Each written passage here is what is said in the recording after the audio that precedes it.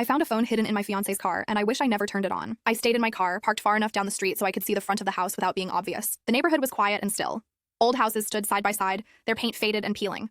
Most of the windows were hidden behind thick curtains. The house Daniel had gone into was a pale blue, and the garden was wild with overgrown bushes that almost touched the front steps. I kept my eyes fixed on the door. Minutes passed. Nothing happened. Then, in the upstairs window, I saw a curtain shift. It was only for a second, like someone had moved it just enough to peek outside. I thought about the woman from the lock screen photo. Was that her watching the street? I pulled the phone from my bag and looked at the photo again. Her red sweater was bright, even in the faded light. The same color flashed in my memory as the curtain had moved.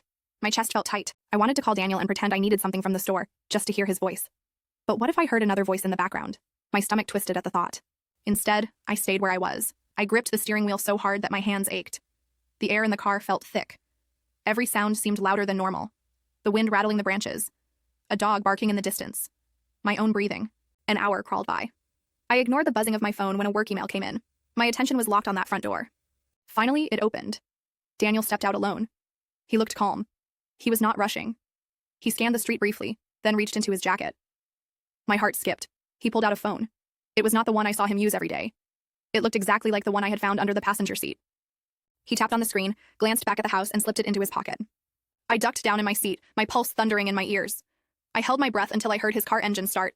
I let 2 other cars go past before I followed him. I kept a good distance. Every time he slowed, I slowed. When he turned, I waited for another car to go between us. He drove across town and pulled into the far end of a small strip mall. It was mostly empty except for a few cars. He parked in the corner away from the shops and stayed inside his car. His head was tilted down like he was reading something. After a few minutes, a black SUV pulled up next to him. The driver stayed inside with the window down just a little. Daniel leaned toward them and spoke. I could not hear a word, but I saw him hand over something small and flat. It looks like a memory card. The driver put it in their pocket, then the SUV drove away. Daniel stayed where he was for a while, looking at his phone. Then he started the car and headed toward home. I did not follow him all the way back. I parked a few streets away and tried to think. My head was pounding. Who was in that house? What was on that memory card? And why was Daniel meeting someone in a dark car park to hand it over? When I finally walked into the house, he was already inside. He smiled, asked about my day, and talked over dinner like nothing had happened.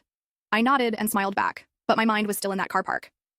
That night, when he fell asleep, I slipped out of bed and searched his jacket. No phone. I checked the kitchen, the living room, even his work bag. Nothing. Then I heard a faint buzzing sound. It was not his main phone. It was something else. The sound was coming from inside the locked basement.